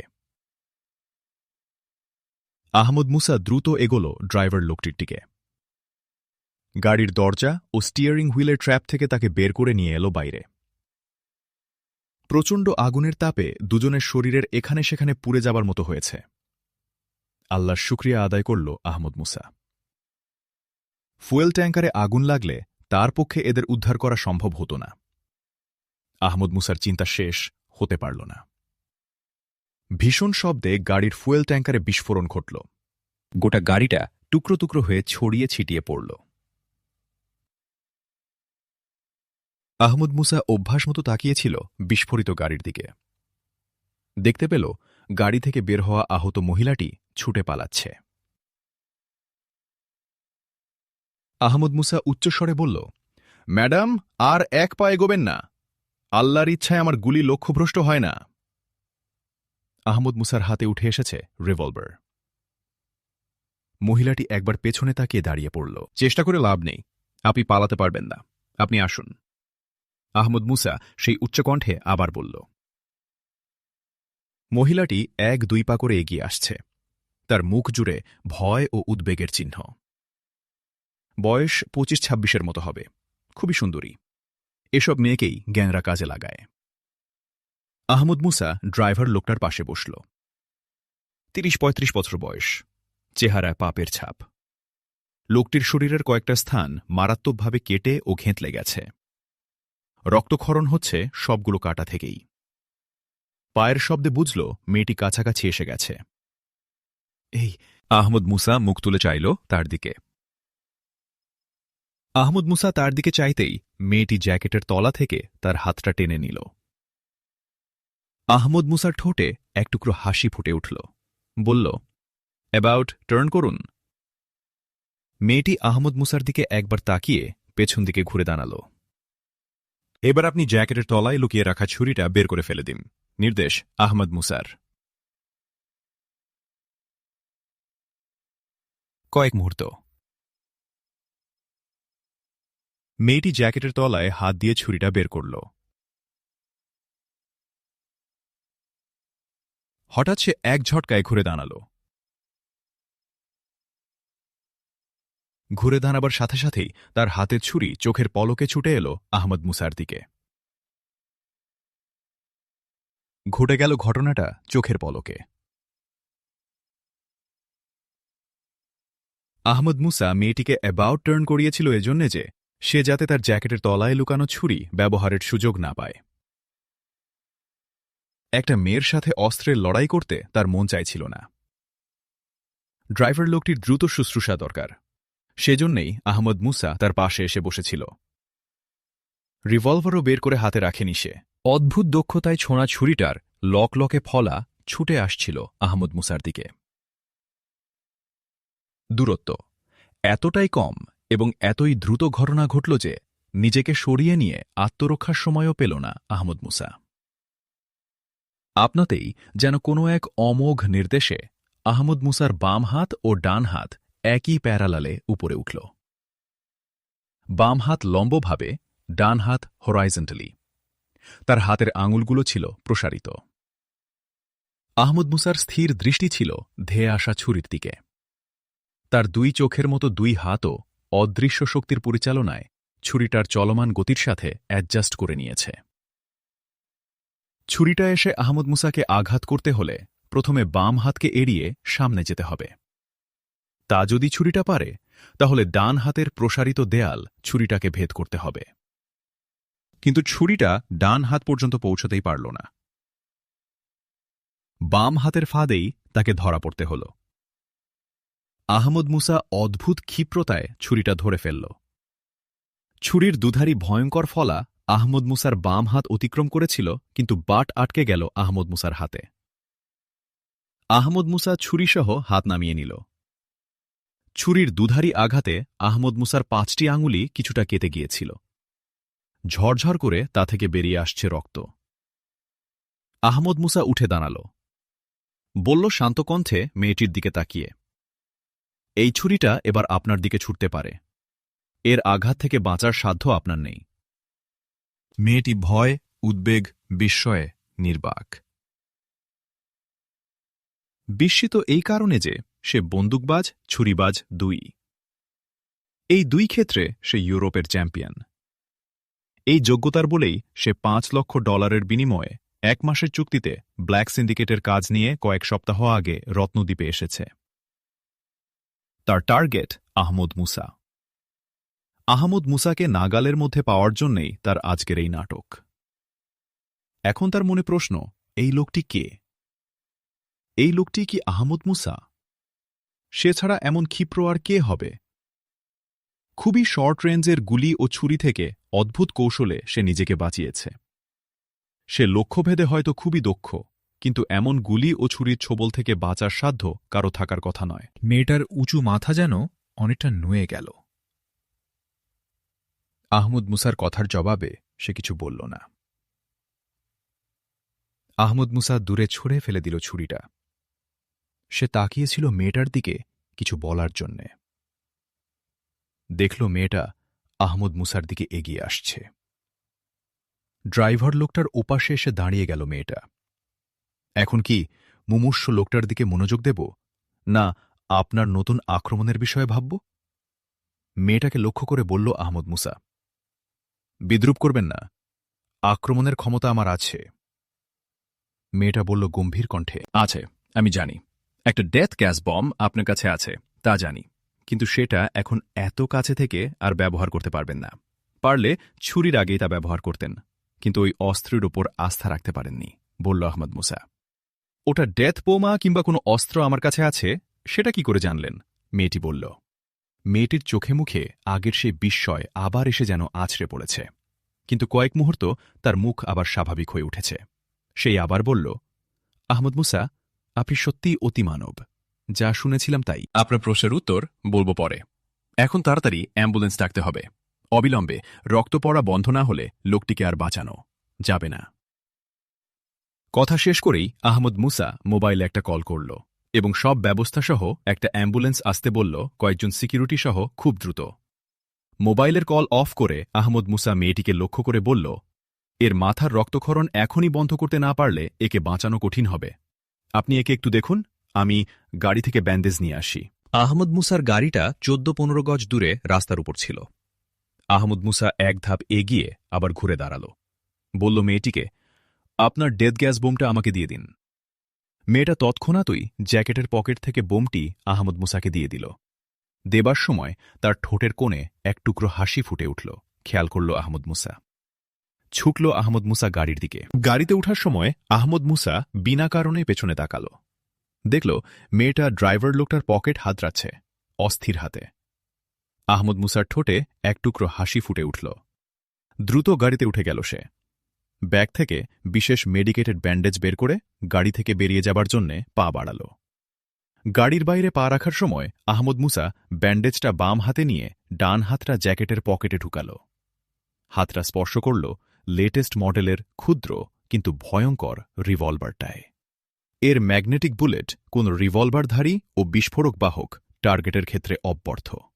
আহমদ মুসা গাড়ির বাইরে পা রেখে মাথা একটু নামিয়ে মাথা বের করে নিয়ে সোজা হয়ে দাঁড়াতে গিয়ে দেখল সেই মেয়েটার হাতের উদ্যত রিভলভার একটু নড়ে উঠছে।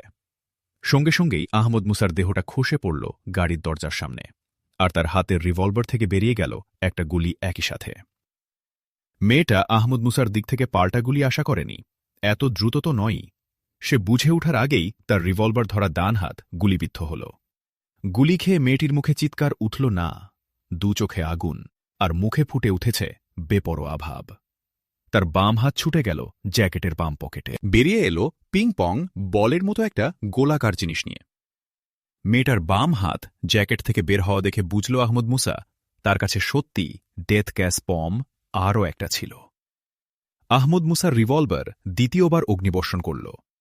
মেয়েটার বাম বাহু লক্ষ্যে গুলি করেছে আহমদ মুসা বোমাটির বিস্ফোরণ এড়াবার জন্যে। ঠিকই আহমদ মুসার হুড়া বুলেট গিয়ে বিদ্ধ করেছে মেয়েটার বাম কনুইয়ের একটু উপরের জায়গাটায়। কোনো চিৎকার নয়, দুই আহত হাত নিয়ে মেয়েটা কান্নায় ভেঙে পড়ল, লুটিয়ে পড়ল মাটির উপর। বিস্মিত হল আহমদ মুসা। মেয়েটা কোনো চিৎকার বা আর্তনাদ করল না, শুধুমাত্র নিঃশব্দ কান্নায় লুটিয়ে পড়ল কেন? অদ্ভুত শক্ত নার্ভ মেয়েটির, কিন্তু তার এই কান্না কেন? এ কান্না তো তার আঘাতের নয়। আহমদ মুসা দ্রুত চলে এলো মেয়েটার পাশ দিয়ে ড্রাইভার লোকটার কাছে। খুব খারাপ অবস্থা লোকটার। খুব নেতিয়ে পড়লেও সংজ্ঞা কিছুটা ছিল, সেটাও এখন নেই। তার মাথার আঘাত থেকে স্রোতের মতো রক্ত গড়িয়ে পড়ছিল। আহমদ মুসা দ্রুত কিছু তুলাসহ মেডিকেটেড ব্যান্ডেজ বেঁধে দিল তার মাথায়। খুশি হল আহমদ মুসা, অন্তত রক্তটা বন্ধ হবে এতে। আহমদ মুসা এলো মেয়েটির কাছে। মেয়েটির গুলিবিদ্ধ বাম বাহু ও ডান হাত থেকে বেশ বেগেই রক্ত গড়াচ্ছিল। আহমদ মুসা মেয়েটার সামনে বসল। কাঁদছিল মেয়েটি। আহমদ মুসা কোনো কথা না বলে মেয়েটার ডান হাত টেনে নিতে যাচ্ছিল। মেয়েটা হাত টেনে নিয়ে বলল, ব্যান্ডেজের কোনো দরকার নেই, আমি মরে যেতে চাই। আহমদ মুসা কোনো কথা বলল না, তার দিকে তাকালও না। তার হাতটা ধরে জোরের সাথে টেনে নিল। মেয়েটা বাধা দিল না, আর কিছু বলল না। আহমদ মুসা যতটা সম্ভব মেয়েটার হাতের রক্ত মুছে ফেলে আহত আঙুলগুলো সহ হাতে ব্যান্ডেজ বেঁধে দিল। তার আহত বাম বাহুতেও ব্যান্ডেজ বেঁধে দিল। বলল, সুখবর যে হাত কিংবা বাহু কোথাও বুলেট বিঁধে নেই। আহমদ মুসা মেয়েটার দিকে না তাকিয়েই বলল কথাগুলো। মৃত্যুই আমার জন্য ছিল সুখকর। মেয়েটি বলল, কান্নায় ভেঙে পড়া কণ্ঠ তার। কিন্তু গত কয়েক মিনিটে আমাকে আপনি 4 বার হত্যার চেষ্টা করেছেন। মৃত্যুকামী কেউ তো এভাবে অন্যের জীবন নেবার জন্য বেপরোয়া হয়ে ওঠে না, বলল আহমদ মুসা। ওটা ছিল আমার বাঁচার চেষ্টা। সে চেষ্টা আমার সফল হয়নি বলে এখন মৃত্যুই আমার বাঁচার উপায়, মেয়েটা বলল। মেয়েটার কান্না থামেনি। কাঁদতে কাঁদতেই বলল মেয়েটা। ভ্রু কুঞ্চিত হল আহমদ মুসার। তাকালো আহমদ মুসা একবার মেয়েটির দিকে। বলল, বুঝতে পারছি, ব্ল্যাক সিন্ডিকেটের একটা অ্যাসাইনমেন্ট নিয়ে আপনি এসেছেন। সে অ্যাসাইনমেন্টটা ছিল আমাকে হত্যা করা।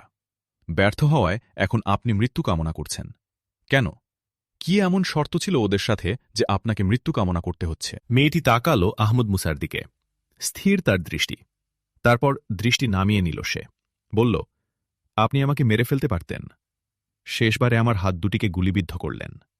মেরে ফেললেন না কেন আমাকে? আপনাকে হত্যার 4 বার সুযোগের কোনোটাই আমি হাতছাড়া করিনি। 4টি সুযোগ আপনিও পেয়েছিলেন, কিন্তু কেন আমাকে হত্যা করেননি? কান্নারুদ্ধ কণ্ঠ মেয়েটির। আপনি ব্ল্যাক সিন্ডিকেট দলের নন, সেই জন্যই বাঁচিয়ে রাখতে চেয়েছিলাম আপনাকে, বলল আহমদ মুসা। মেয়েটা আহমদ মুসার দিকেই তাকিয়েছিল। বলল, আমি ব্ল্যাক সিন্ডিকেট দলের লোক নই কি করে বুঝলেন আপনি? কান্না থেমে গেছে মেয়েটার, তার ভ্রু কুঞ্চিত। ব্ল্যাক সিন্ডিকেটের প্রত্যেকের বাহুতে বিশেষ একটা উল্কি থাকে, আপনার নেই। জামা, জ্যাকেট যাই হোক, সবকিছুই ফুল হাতা পরে ব্ল্যাক সিন্ডিকেটের লোকরা। আপনার জ্যাকেট হাতা কাটা, আর আপনার জ্যাকেটটা ইউরো শুটিং অ্যাসোসিয়েশনের। আমি জানি ওই অ্যাসোসিয়েশনের সদস্য ছাড়া এ জ্যাকেট অন্য কেউ পরতে পারে না। সবচেয়ে বড় কথা, ব্ল্যাক সিন্ডিকেটের অন্য সদস্যদের মতো আপনাকে ক্রিমিনাল মনে হয়নি, বলল আহমদ মুসা। মাথা নিচু করল মেয়েটি।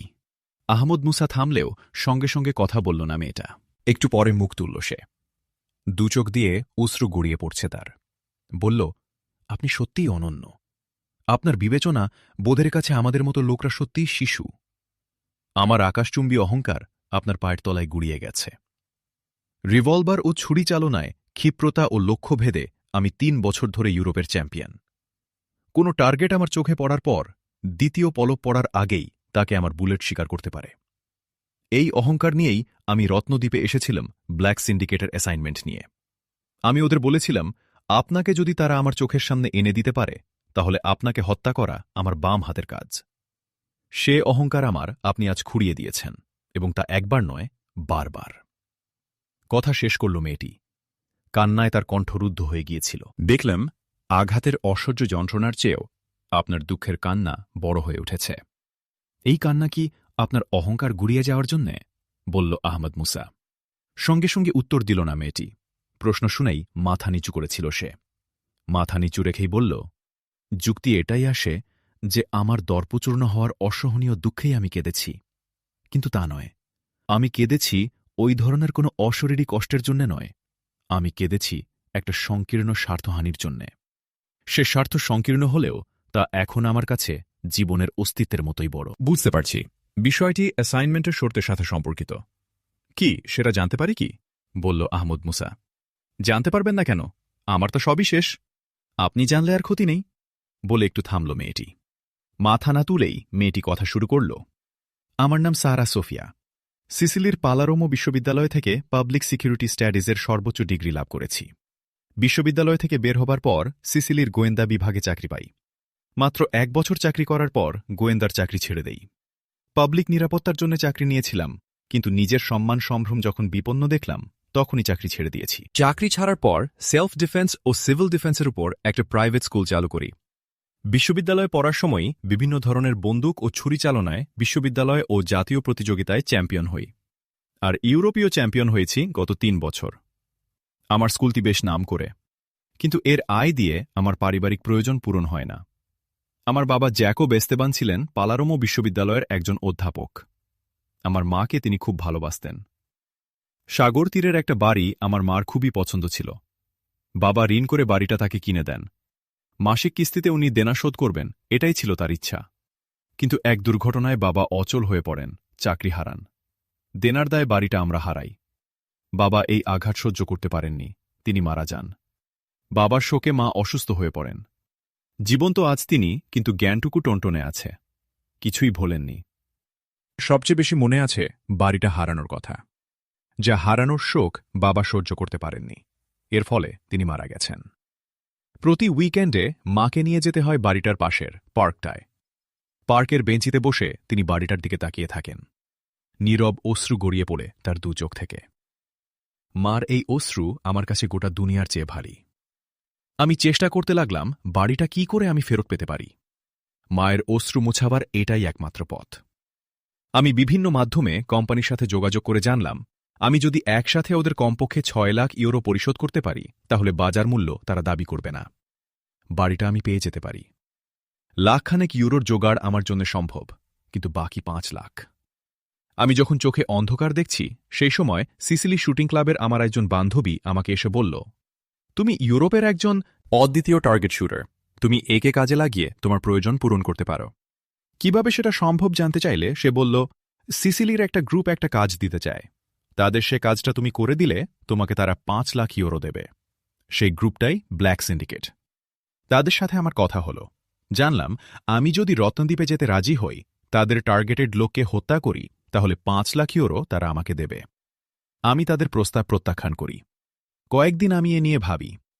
অর্থ সংস্থানের আর কোনো কুলকিনারা না পেয়ে অবশেষে আমি তাদের প্রস্তাবে রাজি হয়ে যাই। কিন্তু তখনও আমি জানতে পারিনি কাকে মারতে হবে। রত্নদ্বীপে এসে জানলাম আহমদ মুসা নামে বিদেশি একজনকে হত্যা করতে হবে, যিনি অত্যন্ত দক্ষ ও ক্ষিপ্র শুটার। অপরাজয় শুটার হিসেবে আপনার আরও যেসব প্রশংসা শুনলাম তাতে আমার জেদ চেপে গেল। আমার চেয়ে ভালো শুটার কেউ হতে পারে তা আমি মানতে রাজি নই। তাই আমি আপনার সাক্ষাৎ পাওয়া ও আমার শুটিং পরীক্ষা দেওয়ার জন্য উগ্রীব ছিলাম। দেখা হলো, কিন্তু আমি হেরে গেলাম। আমার 2 হাতও শেষ। আমার স্বপ্নেরও এখানে সমাপ্তি। মার চোখের অশ্রু মুছানো আর হল না। আমি তাদের অ্যাসাইনমেন্ট নেওয়ার সময় শর্ত দিয়েছিলাম, রত্নদ্বীপে যাওয়ার পরই আমাকে 5 লাখ ইউরো দিতে হবে। পালারোমোর বাড়ির মালিক কোম্পানিটি আমাকে 1 মাসের সময় দিয়েছিল। এর মধ্যে বাড়িটা না নিলে অন্যের হাতে চলে যাবে ওটা। টাকা পরিশোধের জন্যে ওদের দেয়া 1 মাস সময়ের মাত্র আর 3 দিন বাকি আছে। আমার এই প্রথম চেষ্টার পর আজই ওরা আমাকে টাকা দেওয়ার পাকা কথা দিয়েছিল। সেই অনুসারে আমি সেই কোম্পানিকেও বলে রেখেছি আগামী কালকের তারিখেই আমি ওদের অ্যাকাউন্টে টাকা দিয়ে দেব। এখন আমার সবই গেল, সব আশাই শেষ। বলতে বলতে কান্নায় ভেঙে পড়ল সারা সোফিয়া নামের মেয়েটি। আহমদ মুসার চোখে মুখে নেমে এসেছে বেদনার ছায়া। এর সাথে তার হৃদয়ে বিস্ময় ও বেদনায় জড়াজড়ি। একটি মেয়ের তার মাকে রক্ষার জন্যে কি অসম্ভব রকমের চেষ্টা! কত অসহায় অবস্থায় পড়ে মানুষ। অবস্থা কি করে একজন ভালো মানুষকে খুনি বানায়! শয়তানি শক্তির কারণে আল্লাহর সর্বশ্রেষ্ঠ সৃষ্টি মানুষের এই অসহায়ত্বে বেদনায় মনটা মোচড় দিয়ে উঠল আহমদ মুসার। কাঁদবেন না মিস সোফিয়া। কান্না মানুষকে দুর্বল করে, তার এগিয়ে চলার গতি থামিয়ে দেয়, বলল আহমদ মুসা। গতি আমার থেমে গেছে, আমি হেরে গেছি। সারা সোফিয়া বলল। তার কান্না থামল না। বর্তমানই শেষ নয়, ভবিষ্যৎ আছে, থাকবেই, বলল আহমদ মুসা। কিছু বলার জন্য মুখ তুলেছিল সারা সোফিয়া। অ্যাম্বুলেন্সের সাইরেন শোনা গেল। আহমদ মুসা সেদিকে তাকাল। সারা সোফিয়া কথা না বলে তাকাল অ্যাম্বুলেন্সের দিকে। অ্যাম্বুলেন্স এসে দাঁড়াল আহমদ মুসার পাশে। অ্যাম্বুলেন্স থেকে নেমে একজন ক্যাপ্টেন, সিকিউরিটি অফিসার ছুটে এলো আহমদ মুসার কাছে। একটা স্যালুট দিয়ে বলল, নির্দেশ করুন স্যার। অ্যাম্বুলেন্স থেকে স্বয়ংক্রিয় একটি ক্যারিয়ার ও কর্মীরা নেমে এলো। আহমদ মুসা ক্যাপ্টেন লোকটির দিকে ইঙ্গিত করে বলল, ওর খুব ক্রিটিক্যাল কন্ডিশন, তাড়াতাড়ি ওকে অ্যাম্বুলেন্সে নিয়ে রক্তক্ষরণ বন্ধ করতে হবে, হয়তো অক্সিজেনেরও দরকার হতে পারে। আর সারা সোফিয়াকে দেখিয়ে বলল, ওর হাত ও বাহু আহত। ক্যাপ্টেন অফিসারটি এগোলে অ্যাম্বুলেন্সের কর্মীদের দিকে। আহমদ মুসা এগোলো সারা সোফিয়ার দিকে, বলল, আপনার সাথে আমার কথা কিন্তু শেষ হয়নি, আমি পরে আসছি। হ্যাঁ, জিজ্ঞাসাবাদ তো শুরুই হয়নি। আমি জানি, সারা সোফিয়া বলল। জিজ্ঞাসাবাদ নয় মিস, আমরা আপনার সহযোগিতা চাই। হ্যাঁ, সহযোগিতা করতে আমি বাধ্য, সারা সোফিয়া বলল। শুনে নিশ্চয় হাসবেন। আপনার সহযোগিতা চাই শুধু নয়, আপনাকে সহযোগিতা করতেও চাই আমরা, বলল আহমদ মুসা। হাসারই কথা, কিন্তু হাসি আমার আসছে না। আপনি হাসির পাত্র নন, এটুকু আমি এর মধ্যে বুঝেছি। বলেছি, আপনি 4 বার জীবন দিয়েছেন একজন ভয়ানক শত্রুকে। শত্রুর এমন সেবা শুশ্রূষা কেউ করে, আমার জগতে আমি এটাই এতদিন দেখেছি, সারা সোফিয়া বলল। আমি শত্রুকে বাঁচাইনি, শত্রুর সেবা করিনি। শত্রু বলে কারো নাম নেই, আমরা সবাই মানুষ। আমি যা করেছি তা মানুষের জন্যে, কিন্তু মানুষ অমানুষ না হলে সে ভাড়াটে খুনি হয় না। বলতে গিয়ে কান্নায় রুদ্ধ হয়ে গেল সারা সোফিয়ার কণ্ঠ। কোনো অমানুষের হৃদয়ে মানবতার কান্না শোনা যায় না, আর তার চোখে মানবিক অশ্রুও কখনো গড়ায় না মিস সারা সোফিয়া, বলল আহমদ মুসা। কথা শেষ করি আহমদ মুসা আবার বলল, আপনারা এখন হাসপাতালে যাবেন। আপনি যাবেন না? সারা সোফিয়া বলল, না, আমি জরুরি কাজ ফেলে এসেছি, ওদিকে আবার ফিরে যেতে হবে, বলল আহমদ মুসা। বললেন যে আপনার কথা শেষ হয়নি? সারা সোফিয়া বলল। পরে আমি সময় করে নেব, বলল আহমদ মুসা। আমার পা দুটি কিন্তু সুস্থ, আমি যদি পালিয়ে যাই, সারা সোফিয়া বলল। আমি জানি আপনি পালাবেন না, ব্ল্যাক সিন্ডিকেটের কাছে আপনি আর ফিরতে পারেন না, বলল আহমদ মুসা। কেন ফিরতে পারি না? সারা সোফিয়া বলল। উত্তর আপনি জানেন। আমি আশা করি আপনি আমাদের সহযোগিতা করবেন, যাতে উভয় পক্ষের কল্যাণ আছে, বলল আহমদ মুসা। আপনার এই আশাবাদের কারণ? সারা সোফিয়ার জিজ্ঞাসা। প্রথমত আপনার অশ্রু, দ্বিতীয় আপনাকে বোধহয় আমি বুঝতে পেরেছি। সারা সোফিয়া কোনো উত্তর দিল না। অপলক চোখে তাকিয়ে থাকল আহমদ মুসার দিকে। তার চোখে বিস্ময় ও মুগ্ধতার জড়াজড়ি। আহমদ মুসা মুখ ঘুরিয়ে তাকিয়েছিল ক্যাপ্টেন ছেলেটার দিকে। সে একটু দূরেই অ্যাটেনশন হয়ে দাঁড়িয়ে আছে। আহমদ মুসা তার দিকে তাকাতেই বলল, স্যার, অ্যাম্বুলেন্স রেডি। আহমদ মুসা তাকালো সারা সোফিয়ার দিকে। বলল, প্লিজ মিস সারা। ধন্যবাদ, বলে সারা চলতে শুরু করল। আহমদ মুসাও হাঁটছিল ক্যাপ্টেনের পাশাপাশি। অ্যাম্বুলেন্সটা ছিল অ্যাম্বুলেন্স কাম সিকিউরিটি ভ্যান। ড্রাইভিং সিটে লেফটেন্যান্ট ব্যাংকের একজন অফিসার। ক্যাপ্টেন তার পাশের সিটে উঠে বসল। অ্যাম্বুলেন্সের কর্মীরা সারা সোফিয়াকে তুলে একটা চেয়ারে বসিয়ে দিয়েছে। আহমদ মুসাকে সেলুট দিয়ে কর্মীরা অ্যাম্বুলেন্সের দরজা বন্ধ করতে যাচ্ছিল। আহমদ মুসা ইশারা করল দরজা বন্ধ না করার জন্যে। কর্মীরা দরজা বন্ধ না করে দরজা থেকে সরে দাঁড়াল। আহমদ মুসা অ্যাম্বুলেন্সের দরজায় গিয়ে সারা সোফিয়াকে উদ্দেশ্য করে বলল, মিস সারা সোফিয়া, আপনার একটু সহযোগিতা চাই। বলুন স্যার। ফিরে তাকিয়ে বলল সোফিয়া, সেই বাড়িটা এখন যে কোম্পানির যাদের সাথে আপনার কথা হয়েছে, সেই কোম্পানির নাম, অ্যাকাউন্ট নাম্বার, আপনার মা বাবার নাম ও আপনার মার মা বাবার নাম এবং বাড়ির নাম্বার আমাকে দিন প্লিজ। তার সাথে আপনার নাম, যে নামে কোম্পানি আপনাকে চেনে, তাও দিন। বলেই আহমদ মুসা ক্যাপ্টেনকে উদ্দেশ্য করে বলল, ক্যাপ্টেন, তোমার পকেটে কাগজ কলম আছে, তুমি লিখে নাও ম্যাডাম যা বলেন। ইয়েস স্যার, ক্যাপ্টেন বলল। সারা সোফিয়া বিস্ময়ের দৃষ্টিতে তাকিয়েছে আহমদ মুসার দিকে। কথা বলতে সে শুরু করেছিল। আহমদ মুসা তাকে বাধা দিয়ে বলল, প্লিজ, কোনো কথা নয়, আমি সব প্রশ্নের উত্তর দেব। আমাকে বিশ্বাস করলে বলুন। মেয়েটা মানে সারা সোফিয়া পরিপূর্ণ দৃষ্টিতে আহমদ মুসার দিকে তাকাল। তারপর ধীরে ধীরে চোখ ফিরিয়ে নিয়ে তাকাল ক্যাপ্টেনের দিকে। বলতে লাগল, তথ্যগুলো আহমদ মুসা যা চেয়েছিল। আহমদ মুসা কর্মীদের অ্যাম্বুলেন্সের দরজা বন্ধ করতে বলে এগোলো ক্যাপ্টেনের দিকে। ক্যাপ্টেনের লেখা হয়ে গিয়েছিল। আহমদ মুসাকে দেখে তাড়াতাড়ি গাড়ির সিট থেকে নেমে আসছিল সে। নেমো না ক্যাপ্টেন, একটু কষ্ট করে লেখাটা ম্যাডামকে দেখিয়ে কনফার্ম করো, বলল আহমদ মুসা। ক্যাপ্টেন ভেতরের দরজা ওপেন করে এগিয়ে গিয়ে সারা সোফিয়াকে কাগজটি দেখাল। ধন্যবাদ ক্যাপ্টেন, সব ঠিক আছে, বলল সারা সোফিয়া। ক্যাপ্টেন কাগজটি নিয়ে নিচে এলো। কাগজটি দিল সে আহমদ মুসার হাতে। আহমদ মুসা কাগজটির উপর একবার চোখ বুলিয়ে বলল, ধন্যবাদ ক্যাপ্টেন, যাও। ক্যাপ্টেন আহমদ মুসাকে একটা স্যালুট দিয়ে গাড়িতে উঠে গেল। স্টার্ট নিল অ্যাম্বুলেন্স। আহমদ মুসা নিজের গাড়ির দিকে এগোল। গোয়াদিয়ার সেই পাহাড়ি এলাকার দিকে আবার ফিরে চলল আহমদ মুসা।